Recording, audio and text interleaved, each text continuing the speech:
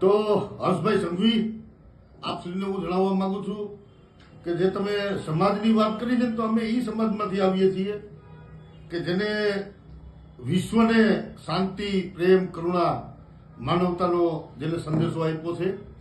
અને ત્યાંથી જો આગળ હાલીએ તો ડૉક્ટર બાબા સાહેબ આંબેડકર કે જેને એમ કીધું કે અમે પહેલાં પણ ભારતીય છીએ અને અંતે પણ ભારતીય છીએ. નો ડાઉટ આપનું રાજકીય રોટલા જે શેકવાના હોય એના અમે અમને કોઈ વાંધો નથી, પરંતુ જે તમે સમાજના જે સંસ્કારો આપ્યા ને તો એ સમાજના સંસ્કારો અમે આ ધરતીમાં સિંચ્યા છે. આ ભારતની ધરતીને ભારત બનાવી રાખવાના જે નૈતિકતાથી અમે પ્રયત્નો કર્યા છે એ સમાજમાંથી અમે આવીએ છીએ.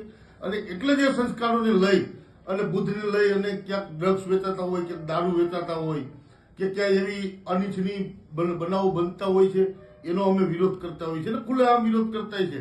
પરંતુ તમે જે કરી રહ્યા છો એ તો ચોખ્ખું દેખાય છે કે ભારતમાં કદાચ ગમે એ થાય, ગુજરાતમાં ગમે એ થાય, દારૂ માફિયાને છૂટ, પોલીસ ભલે હપ્તા ખાય, પ્રજાના જે ટેક્સના પૈસા છે ભલે વેડફાઈ જાય, એનાથી તમારે કઈ મતલબ નથી. પરંતુ તમે જે સમાજની વાત કરી છે, જે સમાજના સંસ્કારોની વાત કરી છે, તો આપને જણાવી દઉં કે અમે એ સમાજમાંથી આવીએ છીએ કે જ્યાં સંસ્કારો નહીં પણ અહીંયા તક્ષશિલા, નાલંદા અને એનાથી આગળ હાલો ને તો સમ્રાટ અશોક જ્યારે આ ભારત સોનાની ચીડિયા કહેવાતું એના અમે વારસદારો છીએ. એટલે અમને રાષ્ટ્રભક્તિ કે રાષ્ટ્રની કેટલી પ્રેરણા અમારા હોય ને એ અમને ખબર છે. તમારે શીખવાડવાની જરૂર નથી, કારણ કે આ લોકશાહીનું જતન કરવાવાળા અમે થઈ.